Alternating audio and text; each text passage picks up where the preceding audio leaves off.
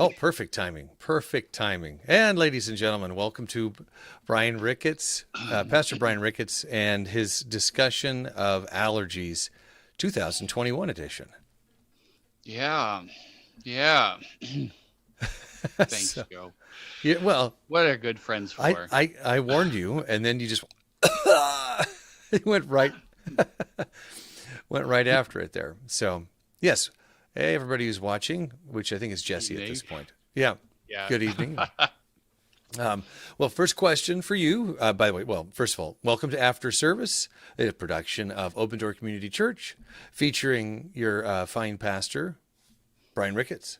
Brian Ricketts and your most excellent worship leader, Joe Brookhouse. Did you say at most excellent? Most Oh, excellent. I thought you were going to say at most average. I was really waiting for your at most average worship leader because, that would be something that I No, would have said to be, kind of snarky. But so you went to the coasts, right? I did. It was beautiful. Which coast did you go to? Lincoln City. Well, Glen Eden Beach, which is, just south of So Lincoln Lincoln City. City, yeah. So just south of that is, well, Lincoln City's got the fish markets, and there's, never mind. I don't even know what I'm talking about. But It's I'm, the one that's really, really, really, really long. There's Salishan, which we are just very barely south of Salishan. If you guys know, that's our big resort there. It's a nice little place. There's only an hour and a half drive or so. what I was thinking of actually was Newport. I I get think you were. because I get confused because Central Lincoln PUD is in Newport. So when people say Yeah. Lincoln City, I think of that, and people will be like, "Well, why does Joe care about Central Lincoln PUD?" Well, they were a client of mine as a consultant, and so I drove there many times. But this having been said, this is Just not having been important to said. anybody. But it was relaxing. Yeah, we had a good time. We had a good time. Did I you? slept a lot. We played some games. We watched some movies. We just, the boys played on the on the beach. We had a nice time. So So were you camping or were you staying at we a we lodge or? stayed in the house, in All a right, bed and breakfast house. that's cool. Yeah, it was nice. We needed to have enough room for all of us, and that worked. Yeah. So we had a good Well, time. I have to tell you that I am. Oops, I'm moving your face around, by the way. That I no. That I'm jealous. Vanessa and I have been talking about, wanting to get back to normal, and one of those things is to go camping, to get to actually have a vacation, because it's been a while. It has. Hmm. It's been. You didn't really get to do it at all last year, did you? Well, most people didn't get a chance to No. to take any time off, and um, Vanessa's, her vacation has been spent traveling to Texas to help take care of her parents, and that's kind of the double whammy of you burn up any time you were going to take off, and then you're exhausted. And Yep. as people who are watching the prayer chain saw, she's really been through the mill of late, and I'm We're praying she for her and your in-laws. yeah. What Vanessa had her birthday Yep. this week, and it's Birthday just like, cookie. yeah. She said that the birthday cookie has been disappearing. Mm. And I know what that means is that my father in law, who has been recently diagnosed as diabetic, has been sneaking bits of the cookie. So, Keith, if you're watching this, we know. Stop. Stop it. Oh. Well, okay. So, hey, look, Dan Thompson's on. Hey, Hi, Dan. Dan. That's awesome. Dan is coming to us all the way from Prince Edward Island, which is a 4-hour time difference. Dan, it's 11 o'clock at night. Gosh, buddy, you got to have something better to do, right? Yeah. Well, let's get on topic. The Okay. idea of identity, and we're Yeah. starting that conversation of identity, and you were talking about kind of doing an identity inventory, Mm-hmm. and I haven't done it. However, I have considered. I've thought about it a little bit, and one of the things that I was thinking about is during the service. And if you haven't seen it, thanks for the hat, Dan. Yes, here, I'll take the hat off. Nope, put the hat back on. Dan commented on the hat. But during the service, I said, "What's the first thing you think of finish this sentence. And I I said said, that. you said Yeah, that, and you said a fool, right?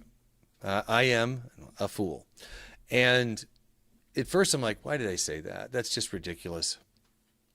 But the more I thought about it, the more I'm like, that's not inaccurate. And I mean that not in a disparaging way of myself, but it's something that my dad always did that I had to have picked up from him, which was his kindness extended itself in a way that he wanted people to feel comfortable, to put people at ease. And that's something that I do. And we all know that. I joke around. I like to make people laugh. But my intention is really, I want people to be at ease. I want people to be comfortable. I want to know that this is a safe place to be. We're going to have fun. You don't have to be tense here. And so I do feel like that's part of my identity. Hey, Derek. Good evening, sir. Good to see you. hi, Derek. Good to see. Good. I'm glad you're with us. Yeah. I can't see him. I know. But yeah, so I decided that that's true. It doesn't mean I'm not authentic, or that I don't have my serious or very, those moments where things hit me really hard. And I think people know that about me. But that was one of those things where I'm like, yeah, I think I own that. I used to be ashamed of it, and occasionally I recognize that I am not as discerning as I could be when I employ that aspect of my personality. But I think it's true, though. Can I say back what I think you're saying? Sure. Is or take this. You're not saying you're a foolish person. Correct. You're saying you're more like you're a jester, Right. like a court jester. Yeah, a little bit You like want to that. make people relax, and so you're not a fool. Although they were called fools, so it is Right. accurate. But a jester might resonate better with people with what you're trying to say. Right. And by the way, Yeah. Derek, thank you. You're very kind. He said I do a fantastic job. So thank you. That's very kind of you. Yeah, but I think that's accurate. It's more of a role. Yes, that's accurate. Yeah. I will agree with that. So what's been on? You said pastor was kind of that primary thing. What's secondary? Or maybe not even secondary. What's another one that's in that list that may catch us by surprise? Oh, you know what you want to say. Okay. But should you? This is discernment. So Joe, so this is what I've recently was thinking about a circumstance in which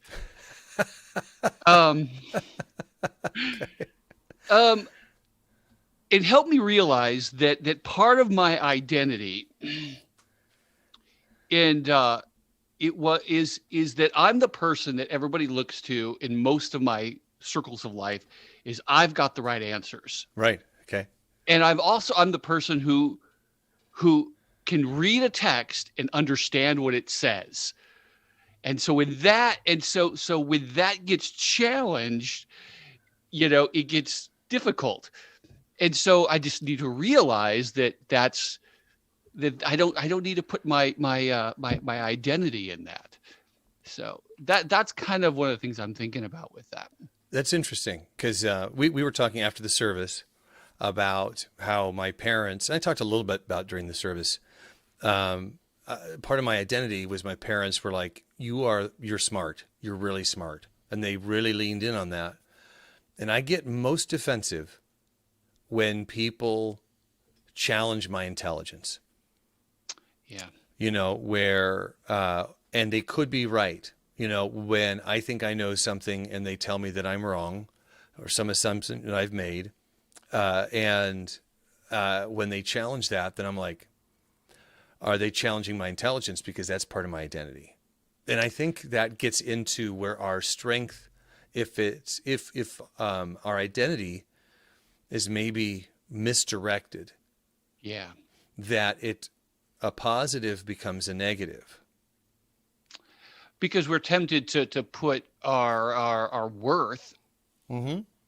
in what the gifts that God's given us. rather than what he declares about us.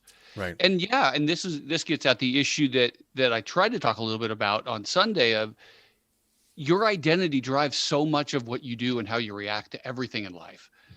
And so seeing this stuff is just so critical because yeah, it just like, and I can feel the same thing with you. If my intelligence or my capabilities in an area that I feel is I'm strong at gets challenged, I get it's more than just an argument.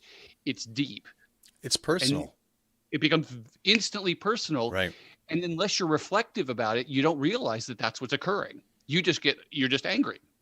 Yeah. You're frustrated or something like that. So people figuring out where is your identity is just so important. Yeah. Making sure that it's in the right place.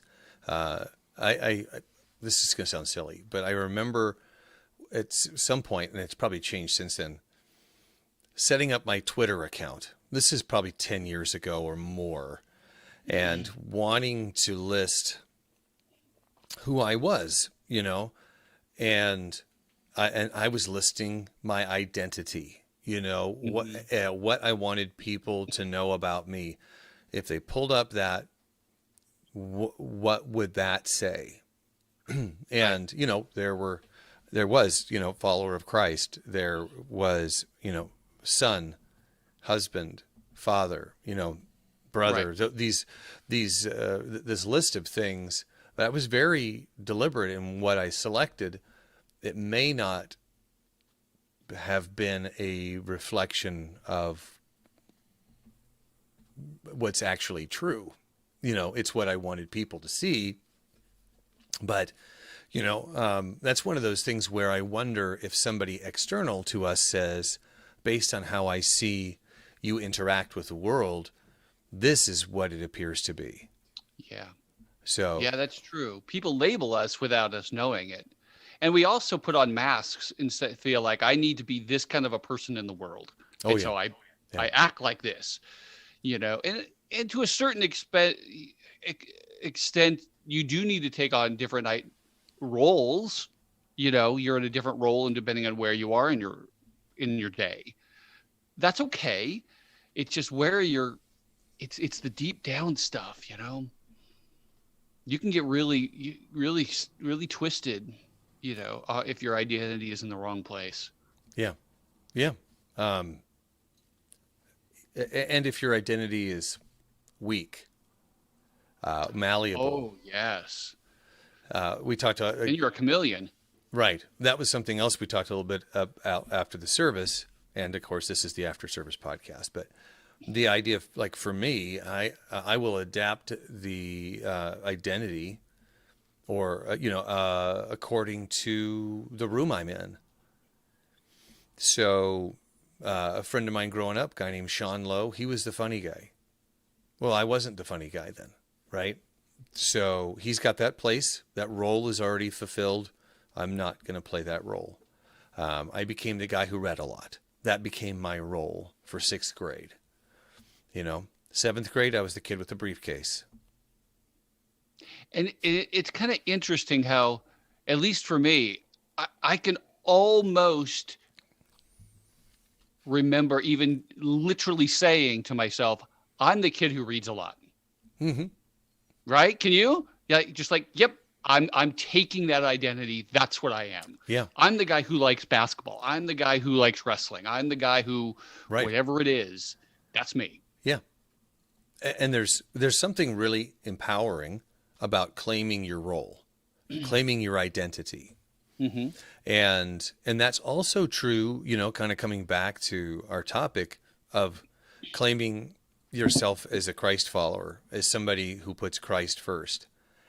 Because when you claim that, it does change the filter. It's not something that you are,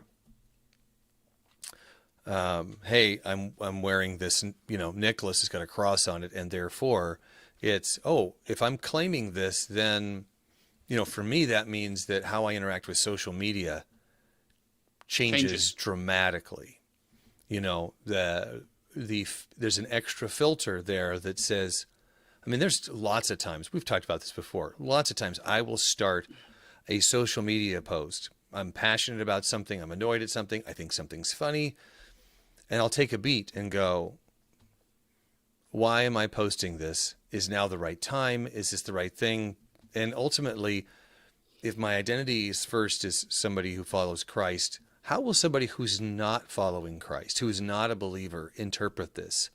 And will they see this as somebody who is following Christ or just a jerk who's yelling online? You know? Yeah. And Yeah.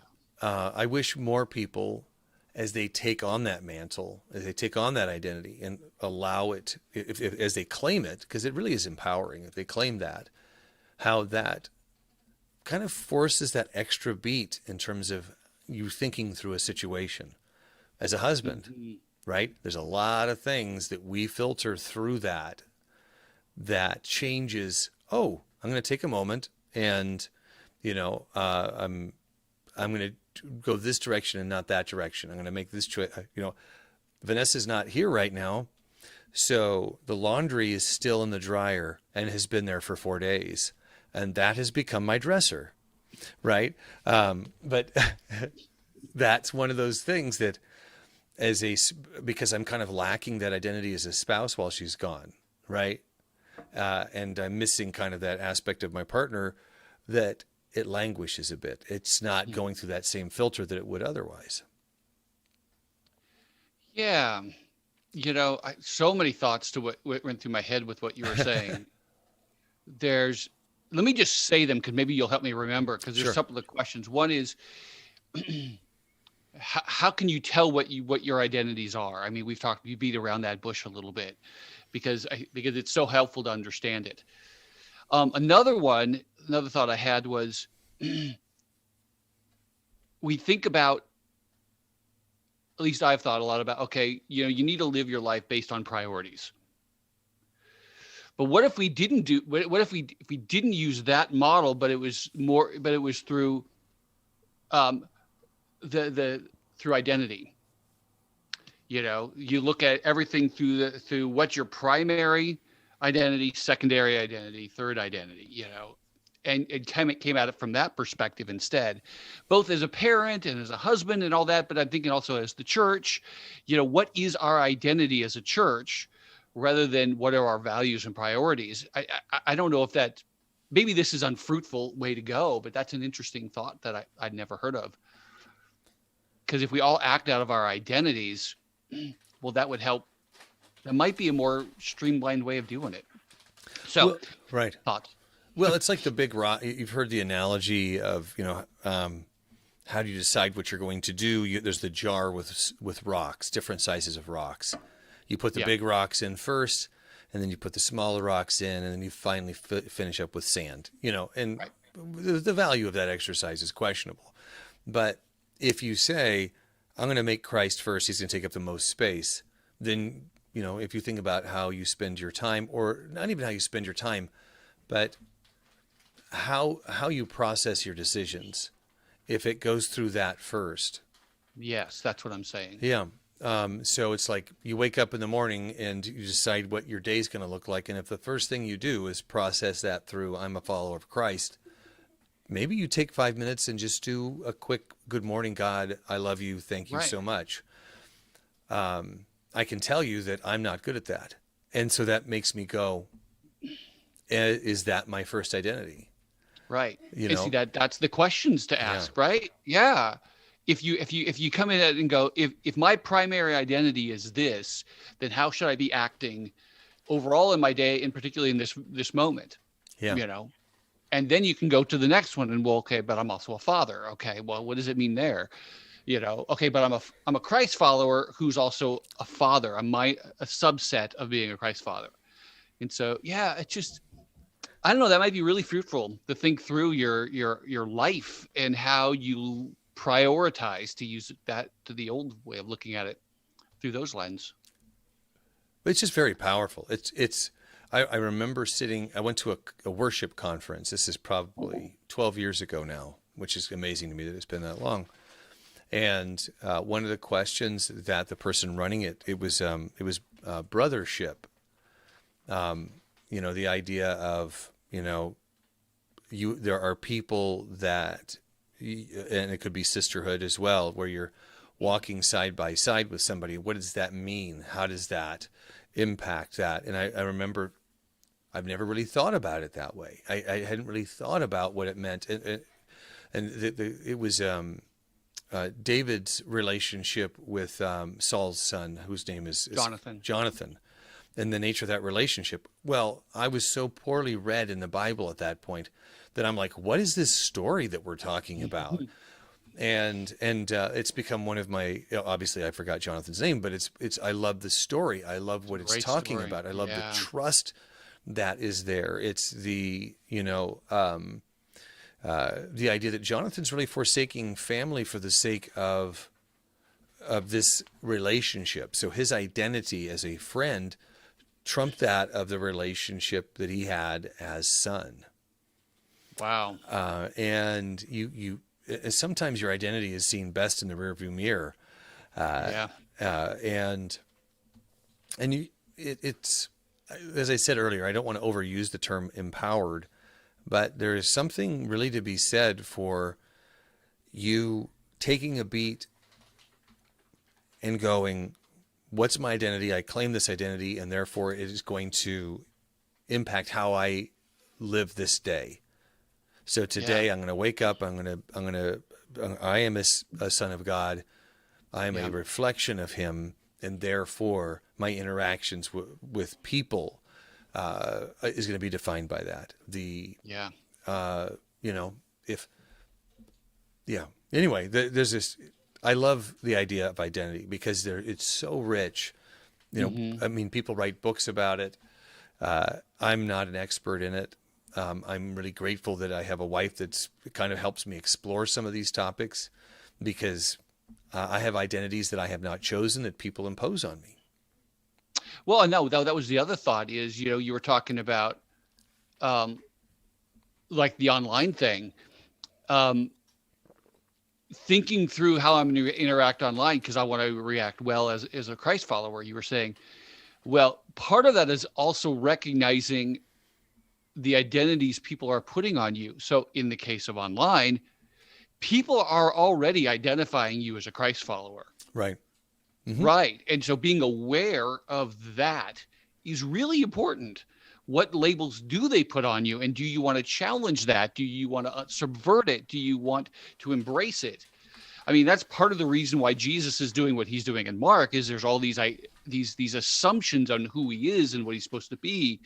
And this is why he doesn't want people to talk about it and why he keeps challenging it because they don't have the correct understanding of him. He has, but I think, wow, there's so much here. Oh my God. Just the thought of thinking this through what's going on in Mark, he is living his life out of his identity as he is the Son of God, the beloved Son, the King, the Messiah. That is his core identity, and everything he's doing is driven by that identity. Wow. Yeah. No, it's certainly, you just take 2 steps to the right and then you look at it a different way and you go, oh, wow, I see how we got there. But it really does require you to be willing to step out of your current vantage. This is, how we relate to people means stepping out of our vantage and then trying to almost assume their identity. To really try and see things from a different perspective. Right. And you really can't, you're never going to accurately assume somebody's identity. However, you can get closer to that, which sometimes requires stepping away from your primary. But then I think about Jesus lounging, luxuriating, eating with taxpayers, right? Tax collectors, excuse me. We're all taxpayers, but tax collectors. And that did not subvert his identity. Right? No, he did it as what he was. Right. So it makes me think about people who get scared of, if I do this, then how will people respond? Well, people responded very poorly to Jesus when he did that. They're like, what is he doing? But his identity was so core to who he was, he did not allow that to influence him. He just did what he needed to do as the Son of God. Right. Right. And that, helped redefine what it means to be that label that they've given him. right.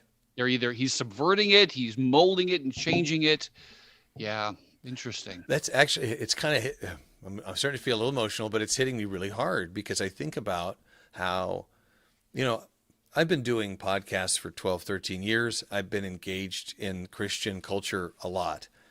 And there are certain things that I will not do because I'm worried about upsetting the apple cart, right? What will people think if I say this thing or I respond to this in this way? Where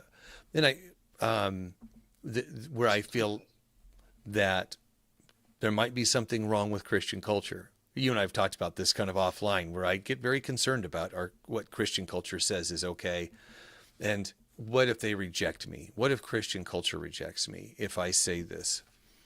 And I see other people, and I see how Christian culture eats their own. They do. And, it's part of that makes me feel weak. And then part of me feels like, I'm flawed. We're all flawed, but there's so much opportunity. My favorite quote. Have I ever told you my favorite quote? I don't. If you have, I don't remember it. It is never too late to be what you might have been. Oh, what a wonderful quote. It's been my favorite quote since I think I was 28, 29. And I was just like, feeling like, oh, you know what? I've kind of run out of opportunities. I've run out of chances. I am what I am. This is what I'm going to be. But it really does lend itself to the idea of identity, that you are not tied to a specific identity. You can make a choice. And that goes to salvation. The idea that somebody, I think you alluded to this on Sunday, that somebody like Hitler or somebody like that can decide in the last moments of their life that their identity is as a follower of Christ, and that earns them salvation. And that bugs some people, but it's never too late. I didn't say that, but I agree with the statement. What I said was just simply that even someone as horrible as like a Hitler is still made in the image of God. Yeah. So he still has value, shockingly. Yeah. But yes, you're right. Even still, I mean, the thief on the cross, of course, that wonderful paradigm of a guy in the last minutes of his life says, "Yep, I want you, Jesus." Boom, you're in paradise with me. It's not an excuse to live your life terribly and then just go, because you may not get that last moment. Right. Oh, hey, Jan. Oh, okay. So Jan's saying hello. Hi, Jan. And my guess is that she says, hi, I was outside in the nice evening. So she prioritized being outside and enjoying the gorgeous weather we're having to sitting inside and watching a couple of guys talk on a podcast. So Jan, we love you. Thank you so much for saying hello. And we're running short on time. This is just a fantastic topic, though. And, there's so much. But you're continuing the theme, right, of identity? Yes, and I'm excited about that because there's more I would like to be able to talk about, and it's going to bleed into that. So, one of the things I do want to say though, and I need to try and find the quotes, but it's something like maybe it's Ralph Emerson or someone like that who said an unexamined life is not worth living, or something like that. Yeah, or you need to live an intentional life. Somebody else said that. I think I'll see if I can find the quotes exactly, but I think those are really helpful. It'll help you be a better Christian. It'll help you be a better Christian. So. It's okay to self-examine. In fact, really is. It's important. And if I can say one more thing, that was one of, and I've probably said this before, but one of the things that I grew to appreciate the most about my dad is that even when he knew he only had a few days left to live, he continued to learning. He was still learning. He was still saying, could I have done this better? What could I have done better? How can I do better? He was still trying to improve himself, knowing that there's just days. And I'm like, yeah, if there's ever an example of not giving up on yourself and your ability to change, to improve, to grow closer to Christ. We're never going to attain that, and yet never stop trying. Yeah. Awesome. I think the last thing I want to say as we wrap it up is, you are loved. You are valuable. We all are, infinitely more than we possibly can imagine. And embrace your identities as a son of God, as a child of God, and that you're made in His image, that you're in Christ, because it'll change your life dramatically. So awesome. Right. Well, this has been an energizing conversation, and I appreciate it because I can tell you that I am tired, and this was really helpful to me, and I hope for everybody else that this was a valuable conversation and helps you explore the topic of identity, and make sure that you don't miss watching last Sunday's service if you missed it. And we're continuing that theme of identity in at least this next week and maybe a couple more weeks. A couple more after that too. Awesome. Very much looking forward to it. Any last words, sir? God bless you. You're precious. Thank you. You're telling me that, right? Yeah. Me specifically. Everybody else. No. But you specifically, Joe, you're precious. So precious. Thanks. Derek gave a thumbs up to that. So thanks, Derek. You're precious too, buddy. Okay. All right, folks. Have a great evening. See you on Sunday online at Sunday. Open Door Church. Thanks. Yeah. Take care.